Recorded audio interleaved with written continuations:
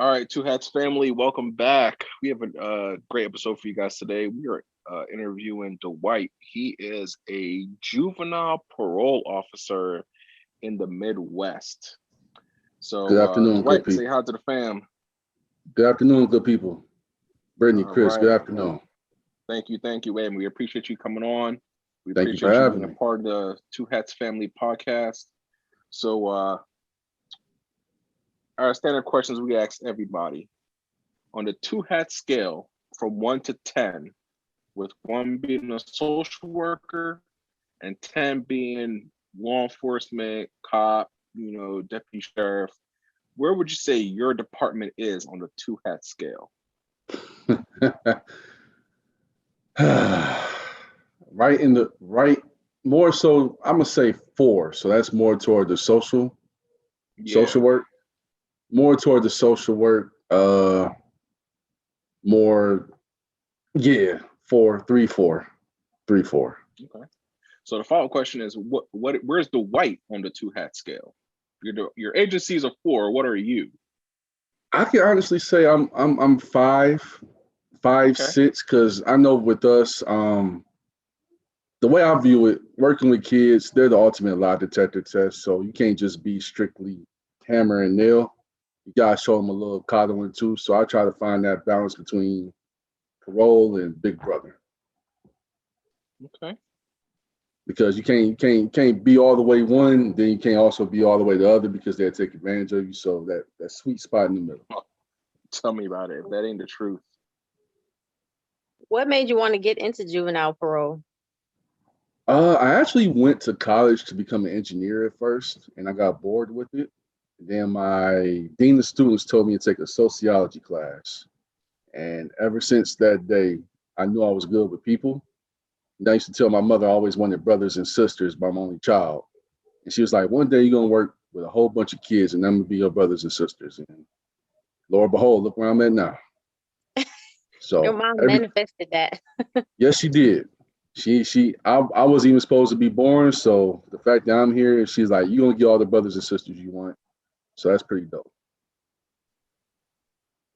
So do you view your role working with juveniles as the big brother type? Is that how you approach the job? Of course, we have our certain standards and policies, but I tell my kids off the bat, I don't want to use my badge unless I have to. So if we can work something out or do things on a in-house level before I have to use my badge, then we okay. If I have to use my badge, understand, I mean, you cross the line that forces me to do so. That's how I try to operate personally. That's interesting. As everyone in the Two Hats family knows, is that I was a juvenile probation officer in Westmoreland County, Pennsylvania, right below Pittsburgh. And I remember when I first started, our assistant chief, I think he actually had, yeah, when I first started, the assistant chief asked me, he was like, "Hey, do you have any 13-year-old friends?" I was like, "No, don't start." Simple as that. There's a line. We don't go for, we didn't do it as a big brother big sister. It was more like we kind of went for the more role model, more role model approach, is where I'm here to show you how you should act, how you should behave, and I'm also here to hold you accountable if you aren't following through with the rules of juvenile probation. um Okay. which I think is a little bit different approach than maybe a big brother. To me, in my mind, and I'll let you explain, the big brother thing, I feel like is more like you're kind of trying to be on their level to a degree. I mean, I could be wrong, but how would you define that big brother role that you try to go for? So I'm not too far removed from the age range that I work with. The state that I'm in, we're up to age 21. And I had when I was their age, we all have a history. Luckily, I wasn't caught, or thank God I wasn't caught doing what I was doing, but I can relate and understand a lot. I can empathize a lot. So I know, like, the city I'm from, those are the kids that I have on my caseload. So a lot of times I know where they're coming from, and I know the system is already not built to truly help the way it should. So I just try to be that hand that I wish I had when I was in their shoes. If that makes sense. How old are you? You mentioned I'm your age. 35. I just turned Oh. 35 in March. And how long have you been a PO? When I was I started in the judicial system in the end of 2013. I was in the county from December 31st, 2013 to May 26th, 2015.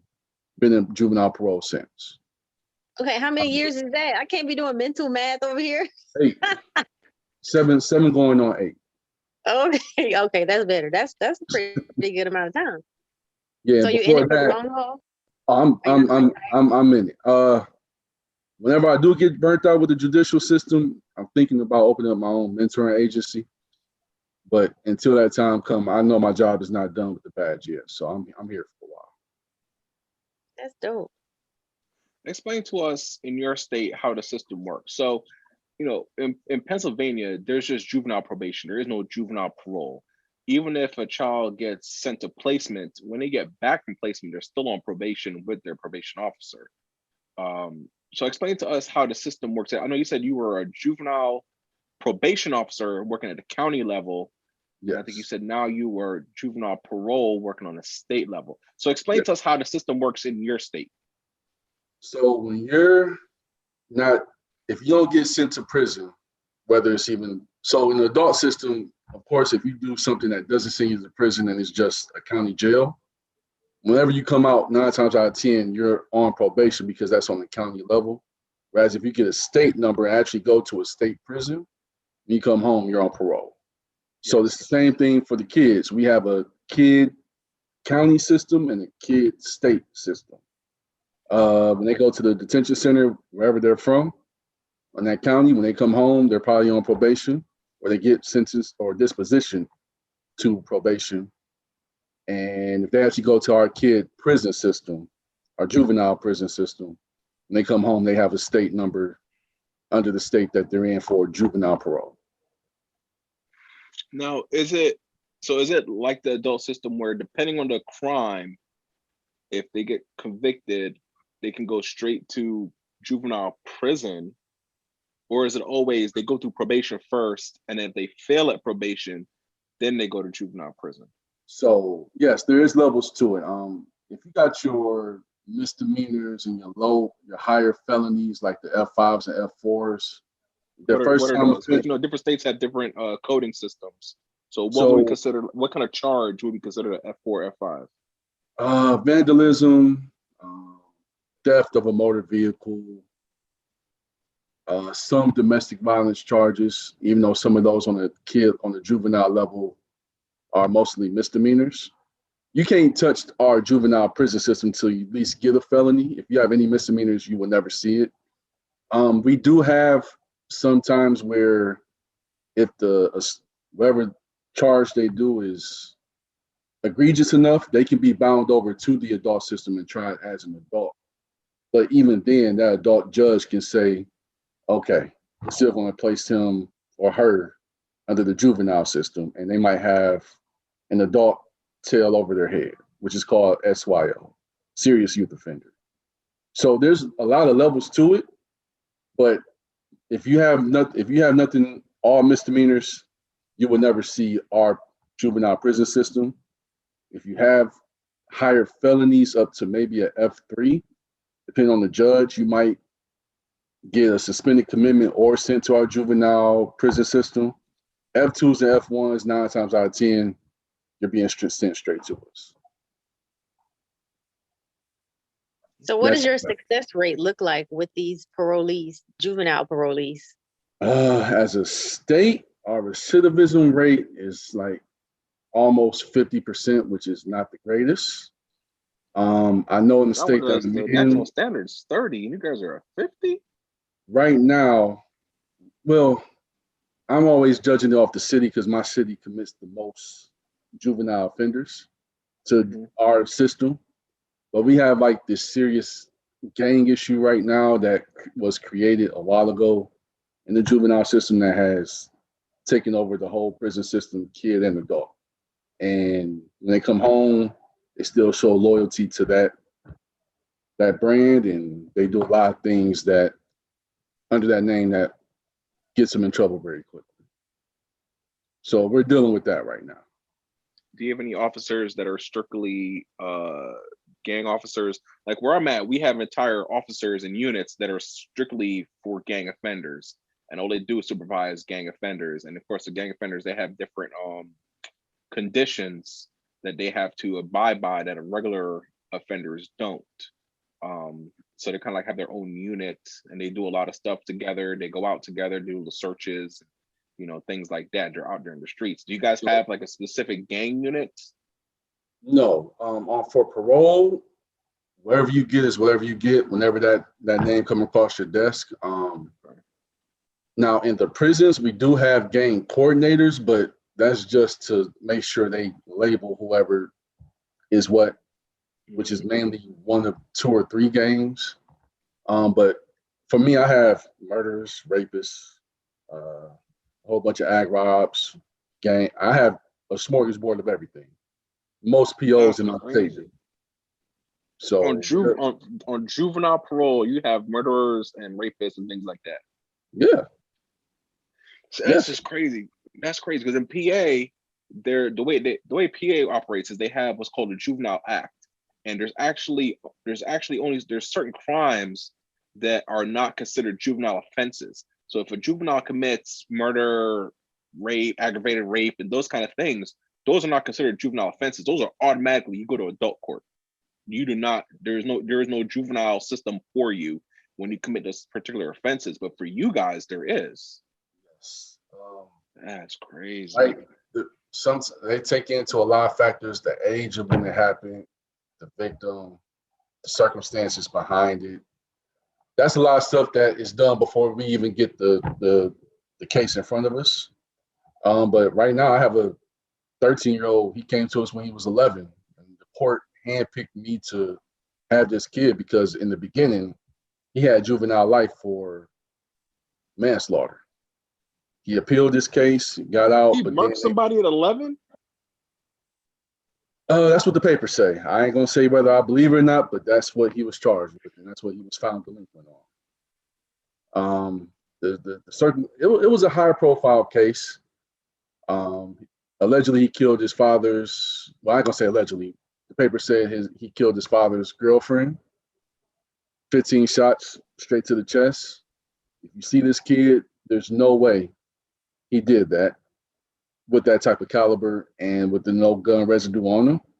But at the end of the day, we don't fight the case. We just get whatever comes to us. Yeah. Right. Then I have like 4 rapists on my caseload, whole bunch of ag robberies, whole bunch of gang specs, stuff of that nature. Since you've been in the game so long, can you share with us like one of your craziest stories that's happened while you've been a PO? Without giving away too much detail, of course. From a kid perspective or from something that happened to me? Like, I had kids that was on first 48 while on parole. So you want something serious or you want something funny? I want something that also nobody would believe happened, and I want it to have happened to you, like with you in your presence. Okay, so when I worked as a juvenile probation officer, I was an investigative PO, so we did everything. Here, we can't say sentencing for a kid, we call it disposition. So I did all the stuff to basically assess this kid to see if he needed parole or probation or not, or should he go to like DYS. a pre-sentence investigation. Say again? Like a pre-sentence investigation. Yes. All right, cool. And I was doing a home visit, talking to him and his family, and he was known for stealing phones from everybody. So I'm talking to the family, get a knock on the door. 2 dudes, they open the door, 2 dudes was like, hey man, you got 5 minutes to give my sister her phone back, or we all come in and get everything. So I look outside, and it's like a small yard, but it's like 75 people outside waiting to see if this dude gonna give the sister back the phone that he took. So I just said, okay, my visit is done. I pulled out my credentials. I walked out. I looked for who I thought was in charge, which is usually the biggest dude or the cockiest dude. Gave him the little black man head nod. He gave me the nod. and I left. I didn't want no parts of that. You walked, it was like a little army outside waiting. Yeah, 70. I counted 75 people. Oh Yes. my Over a God. cell phone? Well, he's known for stealing cell phones. And when I got to the car, I called my supervisor. I said, "Yo, should I call the police?" He said, "You might want to just let them know the situation." Called the police, and I left because we don't. Yeah, I think I All would have right, We left all it. right. for juveniles, we don't carry weapons. Period. Not even for parole? Anything juvenile, there are no weapons. Period. I'm about to say we were armed back in PA. That's Adult, crazy. now, adult parole, you're armed, but adult probation, you're not armed. Anything with juveniles, you're not armed. They give us best, but we don't have no firearm or anything. Did you get like OC or baton or anything? Flashlight. Oh, okay. So So you, and so you with could that, see and you could stop the bullets, but yeah, that's about it. with that being said, I know it's against all rules, but if I'm not carrying a firearm, I'm not wearing the vest. It makes no point for me, especially with the neighborhoods I go into. Some people may think I'm coming for somebody else. I'm just doing a visit for a kid. So I don't want that type of attention on me or the family I'm going to. Do you guys make arrests? We can, very seldomly. I don't even think no one has done that since I've been hired with this agency. We usually just, if we put out a warrant, the sheriff's office or the U.S. Marshals will take care of it. Wow, that's definitely different from Yeah, where I was a very. juvenile officer. We handle all our own stuff. Yeah, we don't really rumble and tumble. That's why I said I know we're more social work toward that social work skill that you were talking about. I like that. What is the process to get hired? Is it hard to get hired there? No, you just gotta have a bachelor's and experience with kids. You ain't gotta take no physical test or nothing like that. It's just boom, boom, boom. If they like you, you're hired. And do you have to have experience? You said experience with kids, but do you have to have experience in probation? They prefer it, yes, but as long as you have experience where it will benefit the position that you're looking for. Okay. Because before I even Have you ever had to be hands-on with any of these kids that you supervise? no, if I'm hands on, it's usually because they done well. And like I said, I look at it as I try to be like a big brother, so I might give them a little love tap to the chest, just let them know I can fold them if I want to. But I've never had to truly be hands on with a kid. Period. Well, that's good. But I know I don't know about other states, but when a kid goes to juvenile prison, they're on parole while doing their time and when they come home for actual parole in the community. So I have time to build rapport from their time that they're serving all the way up to when they come home, and then they actually have to do parole with me. Oh, that is different. So half my caseload may be like with this COVID thing coming to an end, we just got a memo saying that even though we're still working from home, all our parole duties will be back to normal on June 14th.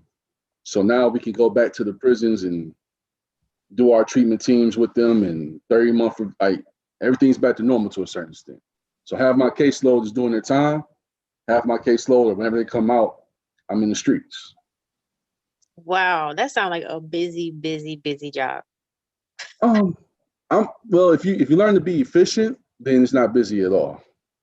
Which my higher ups don't like efficiency because then you look like you're not doing anything when you're just smart with what you.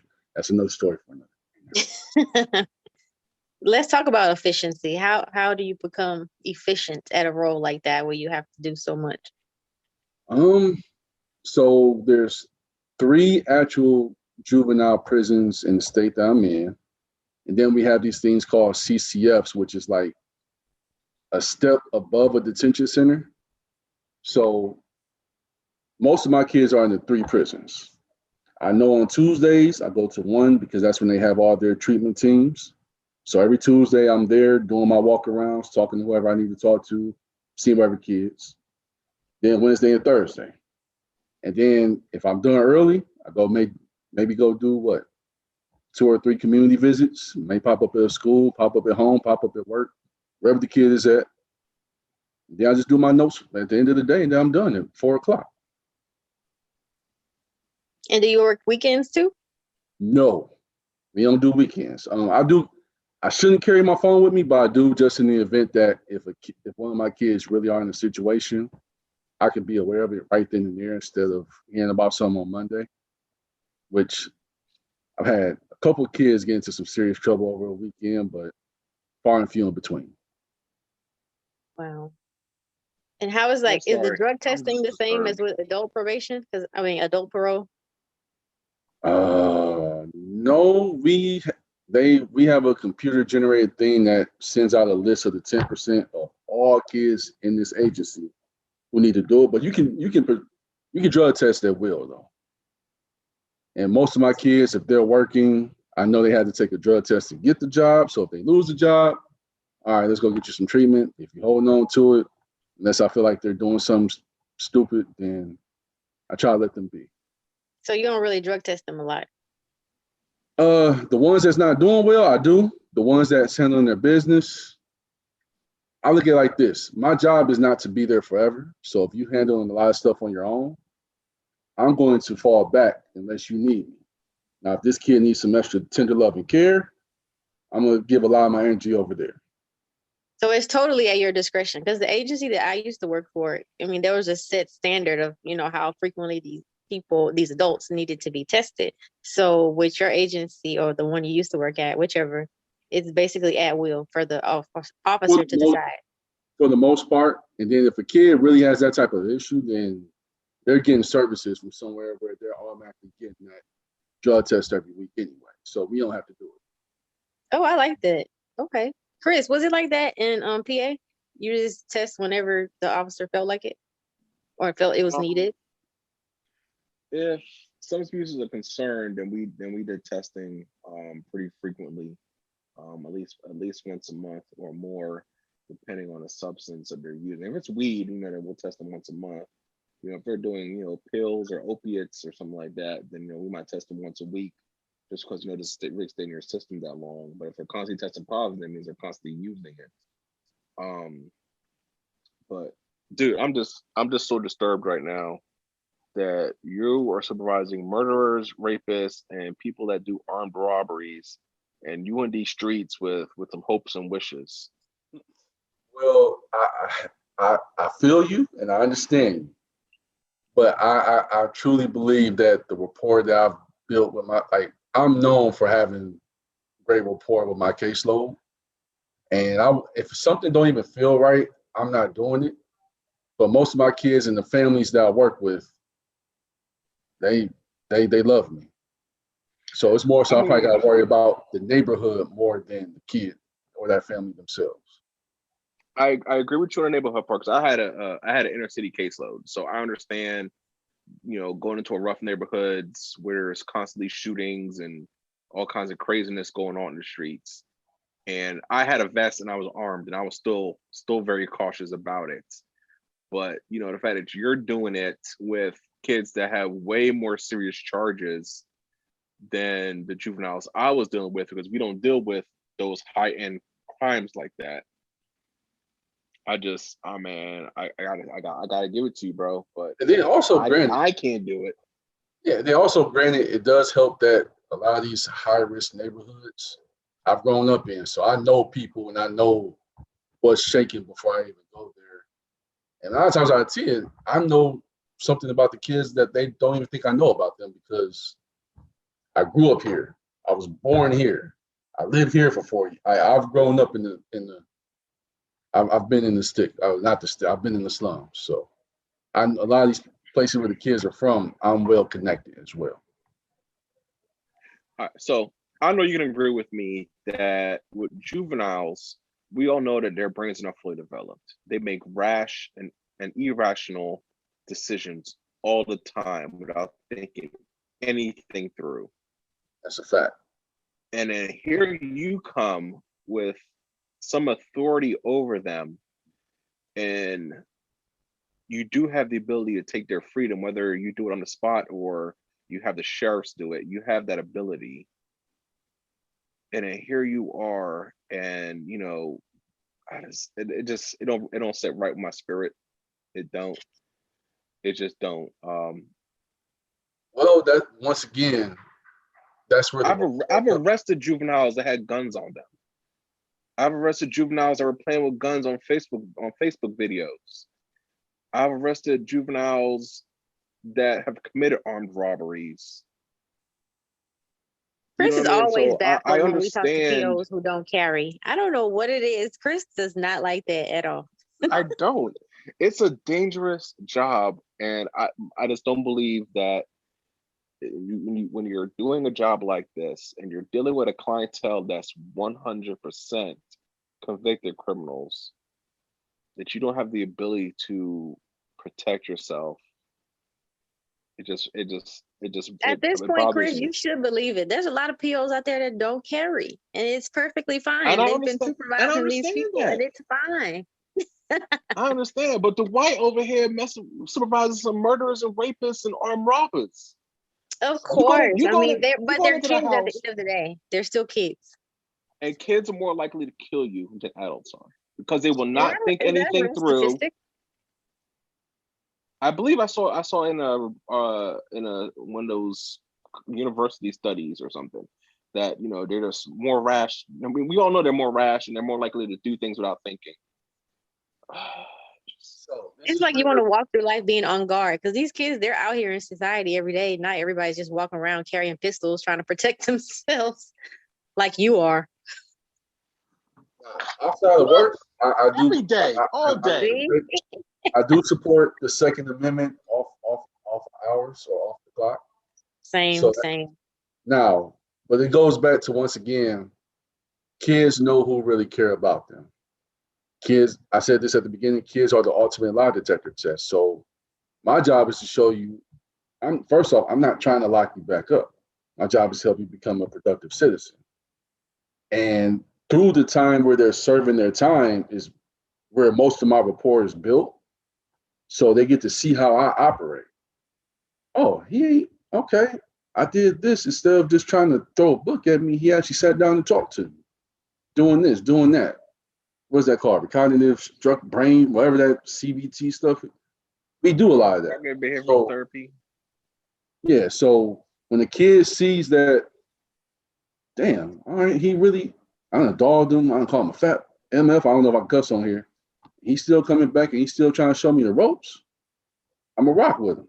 Perfect example. 3 weeks ago, I had a kid, I had to file a parole violation on him. He came home January 7th. He went to All-Star Weekend. Didn't tell me nothing. I said, "How? Okay." Then he called me up. Yeah. How'd you find out?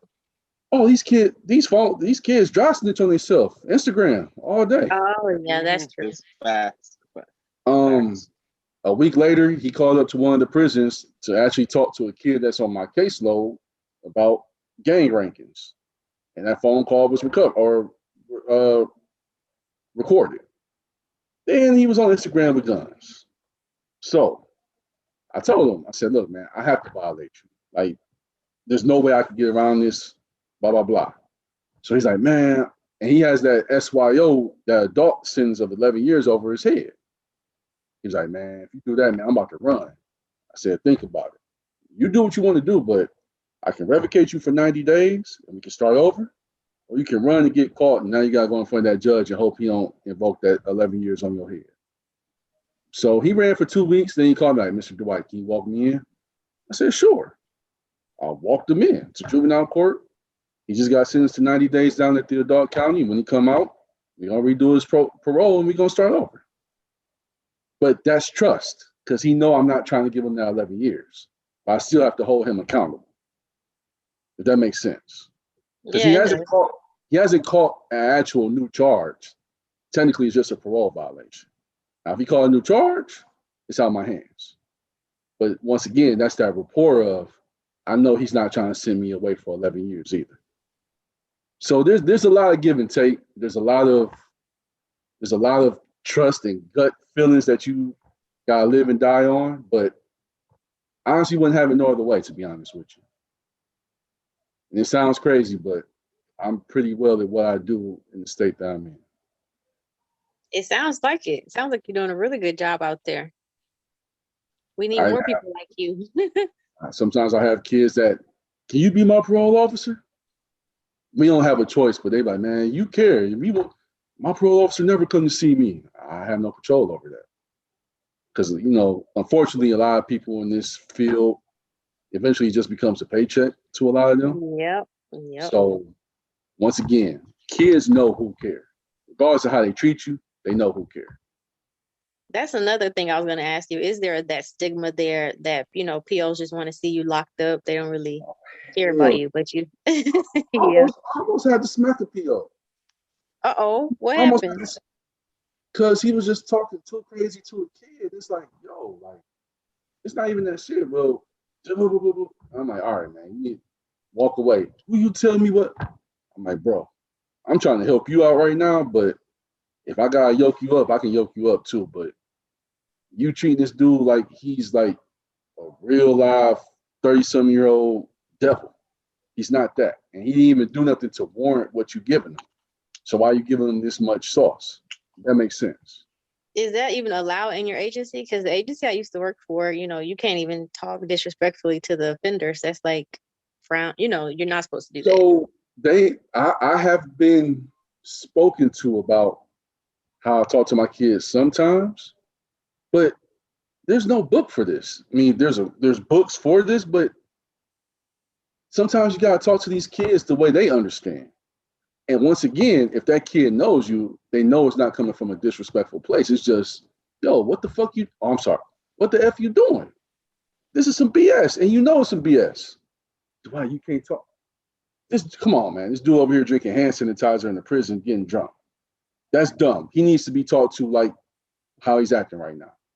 Oh, but you gotta put the if you put salt in hand sanitizer, you can remove the stuff and you get pure alcohol. Wow. There's all type of stuff going on in these prisons. Oh, man, these kids are geniuses. They just use it for the wrong stuff. But we're not supposed to talk certain ways to kids. I don't care because at the end of the day, as long as my family and kids know what time it is, I can care less about what they think. That's just how I feel. Would you ever supervise adults? No, because if a grown man tell me something, we can go walk around the corner. I'll take my badge off and we gotta get 60 seconds in, period. You can't take it personal, man. Yeah, but it's just a job. But kids keep me honest. Adults is like, dude, you talking. All right, I'm gonna take this badge off. Let's go see who got hands. I can't work with adults. I can't do it. And I feel like I could never work with juveniles. Like, It's fun. Yeah, it honestly is fun. You never get the same day twice for the most part. It's fun and it's very rewarding when you actually see it click with a kid. And this was the worst kid ever. Now they're working 3 jobs, making almost more money than you, and driving cars and got their own spots. Like, damn, he got it or she got it. Then at that case, the money's just a bonus, to be honest with you. Yeah, that is the best feeling for a PO, to see the probationer just do well and excel. It's like a high. It's really like a high. Chris, like, what the hell going on? Chris feels the same way too, even though he's just quiet. Hey, listen, man, I'm just listening. I'm thinking back to my juvenile probation days, and I'm just trying to come up with some questions. So one thing I know a lot of people ask me about when because they want to get into juvenile probation is like, they're like, what's the hardest part? And I always tell them the hardest part is the parents, not necessarily even the kids. It's the parents. Talk on it. I ain't no parole. My kid is. But I gotta. Oh yeah. A lot. You see where the juvenile gets their behavior from when you look at the parents. When a parent, all right, I'm gonna smoke weed on this visit, but you don't have to do it. Do as I say, not as I do. Or, I mean, shit, he got put food on the table. What I'm supposed to do? So you gonna let your kid risk going to prison just because you want to be lazy or do whatever you're doing, which is not being productive. Yeah, parents and paperwork is the hardest thing about this job because I hate doing paperwork too. I hate it with a passion. If I could pay someone to do my paperwork, half my check, I would do that. That's how I felt too. Paperwork was the worst part for sure. Oh, especially when it's much. redundant. Oh, Yeah. Lord. But parents, and especially in the Black community, and I hate saying this, but we gotta be real. 18 ain't grown. Stop treating your kids like they grown at 18. They can barely wipe their ass right. Give them some more time to truly get the skills they need before you try to kick them out or do this and do that. Because you didn't have it together when you was 18. So how do you expect a kid who's doing some bullshit for you to have it together at 18? So Because they yeah. don't want to take responsibility anymore. They just like, oh, throwing Or, my or hands up. or when you come into the picture, oh, you can be the parent now. I can chill. No. My job is to help y'all work on this on your own. I'm just here as a tool. So yeah, parents, They want the PO to be the parent. That's not our job right. at all. He ain't take the garbage out. Why are you calling me? That's your house. Right? Well, make him say, no, you hold him accountable. But you his PO. I don't live there. You want me to hold this when you take handle your business? Yeah, that's a whole nother just 90-minute topic by itself. Right. So let me ask you a question, because I know you're dealing with you're saying the gang problem is really bad where you're at. So my question then, because I know while we didn't really have major gangs in the area I covered, we had they're a little more like small little cliquish type things. They weren't like real gangs, they're more cliquish. But the main issue I dealt with is like I can spend an hour talking to this kid and I can feel like I got through to him. I feel like, he's really taken away. He kind of has the game plan. We developed the plan. He kind of knows what he has to do. But then as soon as he leaves, all the negative influences hit him at once. And it's like that all that time I spent with him goes out the window. Because it's more important to him how his friends and community view him as opposed to how I view him or how the court sees him or what he has to do. So how do you deal with that? Well, so this is where the social work side of me comes out. The kid hears everything you're saying and is actually soaking it in. But like you said, when you leave out of there, self-preservation is the first law of nature. When that kid is out there amongst his peers, he already has a reputation he has to uphold, or something's going to happen to that kid if there's consequences to pay for not doing certain things. So yeah, court could be a consequence, but okay, these dudes can touch me at any time if I don't adhere to certain things, or if I gave an oath to be a part of this. They're more afraid of that than court or prison because they know this can kill me. This can't. I can do this time. These dudes can, they know my mama, they know this and that. So with the gang that we're dealing with, which is more so a clique, because it's not like Bloods or Crips, but it's very prominent in my city and a lot of the prisons in the state that I'm in.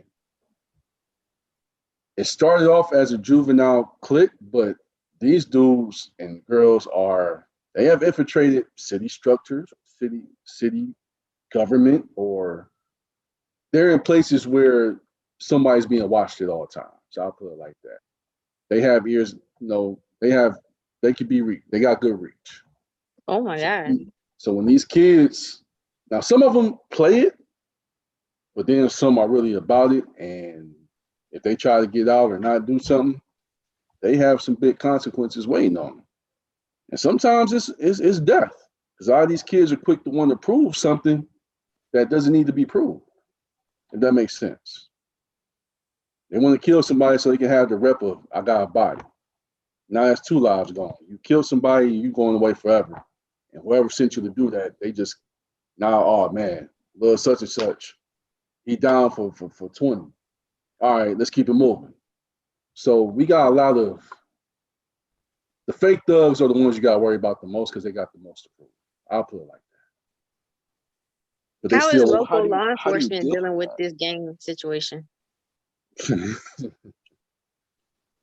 going to plead the fifth on that question. Oh, I want to know. We're going to talk about this off the record. Just in case if somebody see this in the city I'm in, like I said, things that have been infiltrated before. Who's to say certain things aren't still being infiltrated. Oh man, That's how serious this so-called clique is. gotcha. How well does your agency work with local law enforcement? Very well.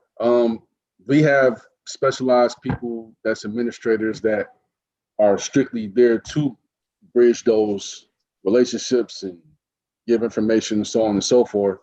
And on top of that, just me, the individual PO can build their own network of, well, if I got a lot of kids coming from this neighborhood, it'd be smart for me to know who the people are that police the neighborhood or service the neighborhood. So if something go down, you can get the real information instead of coming from 5, 6, 7 degrees from what really happened, and know who to reach and all that. So I can say that's we're pretty good at that. We're pretty good at that. Do you guys do any I know you guys don't really do arrests. I mean, do you guys do any kind of like joint operations together? No, we're not there to kick in doors. The most we might do is if we really need to search some. Once again, we call the sheriffs. They meet us there, and they walk us around to search. But even then, if you're doing your job the right way, you don't even need that. Because I know with me, if I'm looking for something, the kid will probably hand it to me, or show me what needs to be seen, so on and so forth. And if it's that dangerous, we're just not dealing with it. The sheriffs and the marshals can go deal with it, period. I mean, if the police are suspecting that one of your guys has a gun or something, he might have been involved in something, he might be holding a weapon.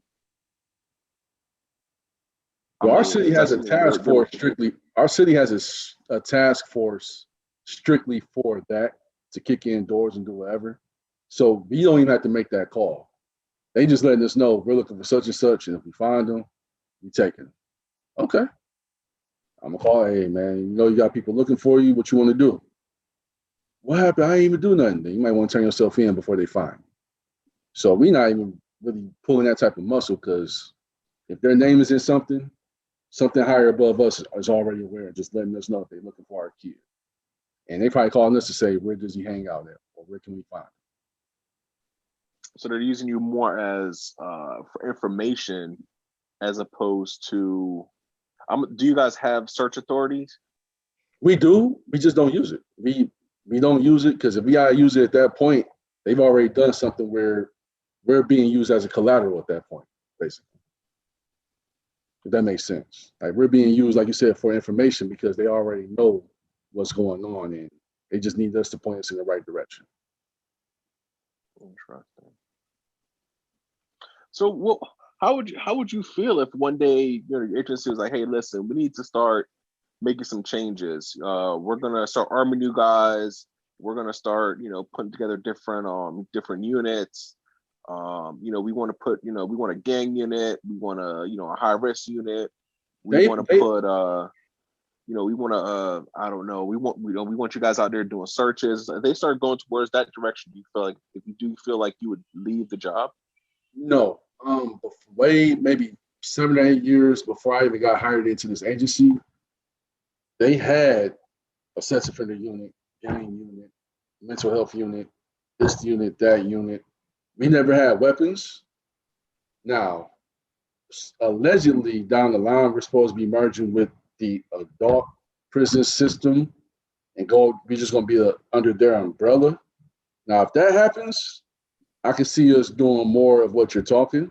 But until that merger happens, if it happens, we won't be doing that at all.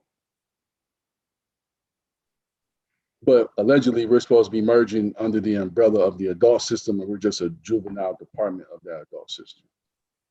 That's where it looked like it's going. They like to tell us, no, that's not happening when we can see it, but whatever. And did you say that the adult system, the POs are armed, or is at their discretion? Okay, they are. Adult parole is armed. Okay. They're armed, like they have to carry. Like, if you don't carry your firearm, you can be reprimanded for it. Okay. So do you think when that merger happens, then you guys might have to carry as well? Probably, because they're probably moving from 21 to 24. And I'm not opposed to it. Like I said, I'm cool either way. I'm just Yeah. not going to wear a vest if I don't have a firearm to protect me. So you want to give me something to stop bullets, but I can't do nothing to protect myself if I'm backed into a corner. I'm cool. Do you think your juveniles would look at you different, or you think your relationship with them will be different if you show up? You know, you're wearing body armor, you have a firearm, you have handcuffs, I don't know, OC spray or whatever. If you have Um, this equipment on, do you think that changes your rapport with them? it will at the beginning because it's going to look more authoritative. But once again, if I'm communicating to them who I am and how I operate outside of the umbrella that I work under, I think I can still be able to carry myself the way I do and still have that trust and rapport with the kid and the family. It might be a little bit harder to build that rapport with you Yeah, coming through with that vest and that gun. it will be. But if I just explain to them up front, hey, this is how I gotta do. Like, these are my policy and rules I have to follow. So I'm very transparent with my kids too. Like, hey, there's certain things I have to follow that it just is what it is. So if I gotta pull that card, understand I'm not pulling it with no malice intent. It's just my job. Anything outside of that, I try to work with you. I even talk to the family, like, hey, if some things can be handled in-house, we're gonna handle it in-house. So once again, you're showing them my job is not to lock your kid up. Period. That's not my job. If that was the case, I'd just be the police.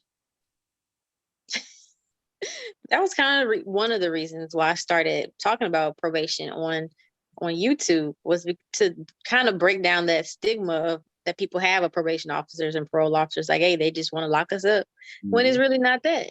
So all the POs listening, if y'all want to leave a comment below, chime in on this, because this is something we need to talk about.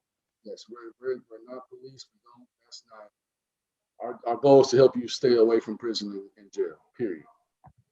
And if we can guide you in a certain way and help you with certain goals and stuff to help avoid you messing with the police, that's what we're supposed to do. So, and I already had But kids we also need recently to hold tell you me, accountable. "Oh yeah, that's a fact. That's a given. Yes, we're going to hold you accountable, but we're not trying to, hey man, take this dude. He needs to go away. Period. We're not trying to do Yeah, our that. goal is not to have you locked up. That's not the goal.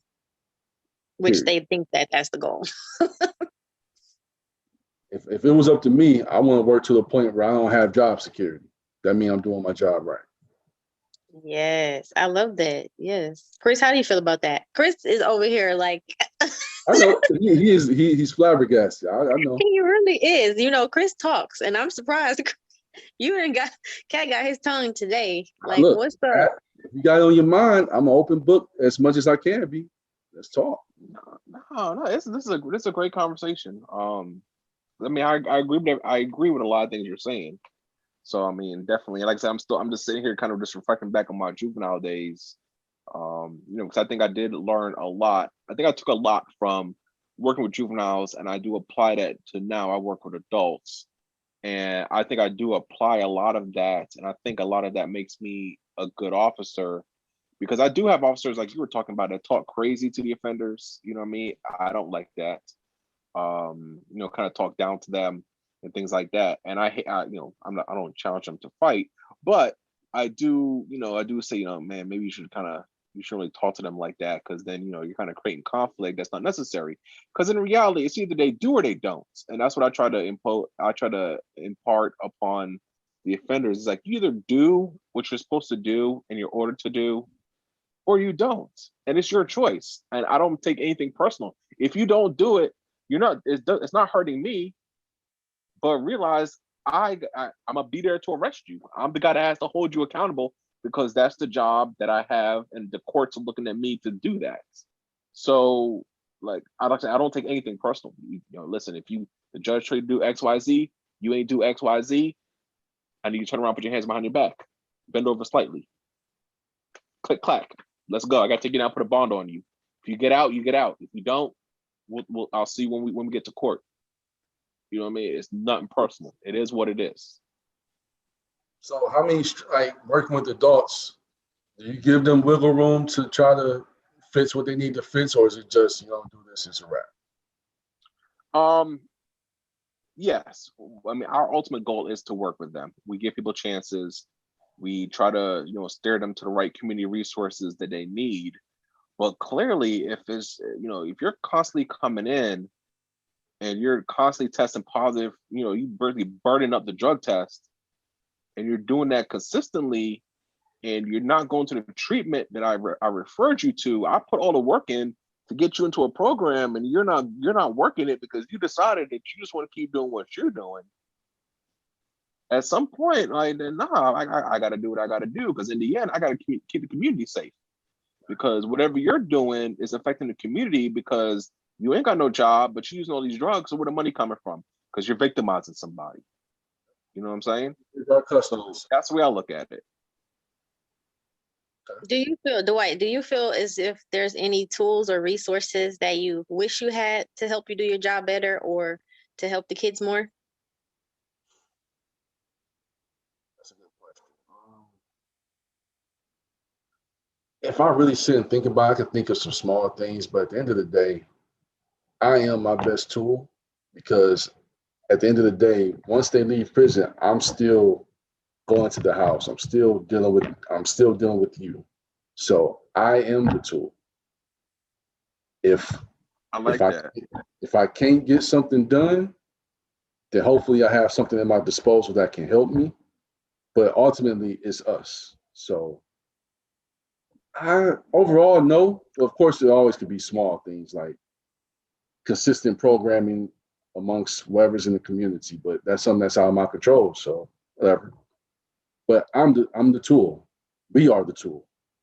That's how. Oh, that's the question I have. For juvenile probation, are they required to pay any money? They have Parole. restitution. Yeah, they have restitution through the court. I got a kid that owed How do they $20,000. expect kids to pay? Huh? Say it again. I'm sorry. How do they expect kids to pay for something like the one that you had was 11 or 13? How are they supposed to pay for this? Well, he doesn't. Now, if it's restitution, then yes. But if it's just court costs, they can waive or suspend that. But I have a kid right now that owed $20,000. When you say kid, how old is this kid? Oh well, I have a juvenile. He just turned 19, but when he come home, he has $20,000 he have to pay back because he destroyed the Bentley. Wow. So he got to get a job and good luck with that car payment. Are there any consequences if they cannot pay? If they can't pay, then I mean, technically it can expire because as a juvenile, they have up to age 21. Now, I don't know how restitution works, but I'm pretty sure all juvenile sanctions end at 21. But I don't know for sure as far as the money part. Because as a probation officer where I worked, we put a lot of emphasis on paying money. If you don't pay, it's problems. We got to impose sanctions and stuff like that. So you don't really have to deal with that type of stuff as a juvenile parole officer. Not as much, unless it's like if it's someone a high end like that or a high end media case. But most of the time, no, we don't. Oh, I like that. Your focus. I see where your focus is. I like that, a part of your job description. You just lost me. You focus. Should I say that again? Oh, I see where the focus is for your department, and I like that about it. If it's something high media case or whatever, or they really mess something up, then you gotta pay that person back. But most of the time, there's no real restitution or cost like that because they either beating somebody up, which is another kid, or robbing another kid, or robbing somebody and come away with $20. It's just more emotional damages than anything. So, Chris, do you have some more questions before we start wrapping it up? Yeah, I do. I know. Have you ever had a situation? Because I know I've had a couple of them where, some juveniles you've worked with, for a while, and either while they're still on probation or they're still on your supervision, or they recently get off supervision, and then you find out that they get murdered in the streets. Have you had any of those situations? I've had 2 kids that were murdered while on parole with me. and one last year that was murdered. He was off. He was actually one of my best kids that I've had since doing this, and his history caught up with him. He was doing fine, but something from way back caught up with him, and it just got him. And that pissed me off because when his mom called me, she was more hurt at the fact that they tried to say that he died of COVID instead of getting shot in the back of the head. But I had a kid. Yeah, this kid was shot in the back of his head, and they said it was a COVID-related death. But that's about COVID, and I'm not going there. I had a kid that was on parole with me who tried to rob somebody for their car. That person had CCW, shot back. He got hit in the neck. He died the day after Christmas. That was 2019. I feel, on one hand, I feel horrible because a kid died, but then it's like, damn, look what he was doing. Like, if that was me, I'm going to defend myself too, regardless of who it is. So you gotta deal with that dichotomy. The mental health of this job can be up and down. The mental health part of this can be very up and down. Because in the same like the girl that replaced me when I left, I mean, to this day, and it's been 3 years, she'll still send me news article or text me about, juveniles I had back then who have died. You know what I mean? It's like, and it's it's like, geez, you know what I mean? They're still out there years later. Now they're adults, still doing the same foolishness that they were doing as juveniles. I don't get. It's crazy. Yeah, I don't get that as much. I know in the city I'm in, one of my former kids was killed by the police, and that was a high because he wasn't even doing anything wrong from what the people were saying, and that was like a high. It's like, we're sorry. It made national news because this kid didn't do anything wrong, and the police just killed him. But I don't get that many of my kids coming back, or they're showing me articles of them doing anything stupid. Let me knock on wood because I have a good track record of that. I get a lot of my kids graduating from college or having babies and stuff like that. So mine's is more positive than negative, thank God. But I do get some that are pretty bad. It's like, damn, man, he still ain't get it. So, yeah. All right, well, let's kind of change the mood up as we get closer to the end. Go ahead and talk to our Two Hats family members that are, looking to get into juvenile probation, juvenile parole. Talk to them. Tell them why they should. If you really want to go in this line of work, have the passion to do it. A lot of people just get jobs because they think it's cool. If you don't feel it in your gut to really want to help people and help your community, stay away because we don't need you. We want those who really want to make changes, who want to help people, who's willing to really put in the sweat and work at like the equity to really change things. So if you are looking to get into this, understand there's going to be a lot of nights where you might take work home with you, even though you try not to. There's going to be a lot of ups and downs within 10 minutes of each other. There's going to be days where you're going to be like, F this. There's going to be days where you're going to love it. But make sure you have the passion to want to do it more than anything. Because in the grand scheme of things, this is a very selfless job. Like, we don't get much attention and that's whatever. But if you're just looking to get kudos, this ain't the place for you. You got to really want to do this type of work. You really got to want to help people. Because at the end of the day, we're all one decision away from being who we supervise on the streets. So don't try to look at them as they're less than because you don't know the circumstances they come from. Stuff of that nature. Like, really try to understand the clientele that you're working with. Just have mainly passion. Like, I would actually do this for free if I could. And that sounds crazy, but I love what I do. I really love what I do. That goes for adult too, adult and juvenile. You have to have compassion for people. Have to. So be ready to strap up and be in it for the long haul because those that you work with will know if you truly care or not. They know that regardless of how they treat you, they know if you care.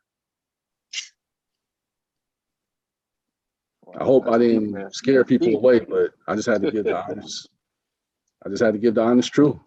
No, everything you said is true. And I do feel there are officers that get into this job for the wrong reasons. But hopefully, you know, the majority of us are in it for the right reasons. And it is to, you know, to be a change agent, you know what I mean, to help somebody change their lives, get back on track. You know, but in the end, you know, it's our job to hold them accountable because, you know, these are our communities that we, you know, live and work in too. So we care about them. So yes, the community is the customer. exactly.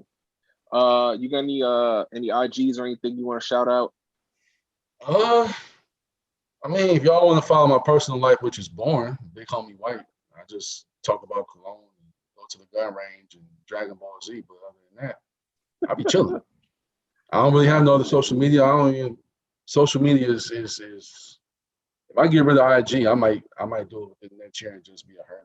Real. I'd rather be in real life than social media, to be honest with you. Well, Dwight, we appreciate you for being a family member here in the Two Hats podcast. Thank y'all for having a platform. Thank you for having a platform like this for us to talk for real. Seriously. Thank you. Thank both of you. Seriously.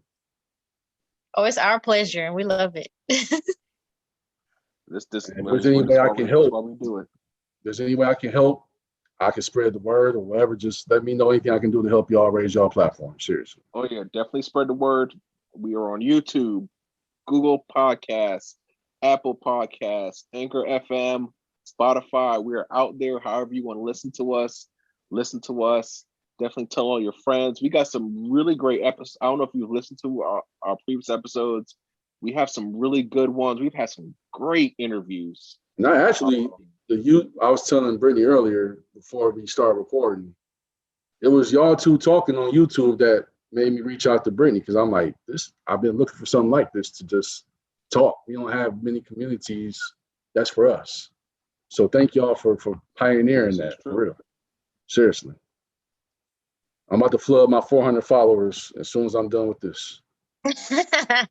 That's what's up. So thank y'all.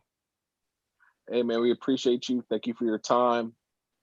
Everybody, make sure y'all like, share, subscribe, leave some comments below, leave some comments on our IG page at Two Hats Podcast. On Instagram, our email address is twohatspodcast@gmail. If you guys want to be on, if somebody wants to be on for an interview, let us know. We can make arrangements. Definitely make sure you guys follow us.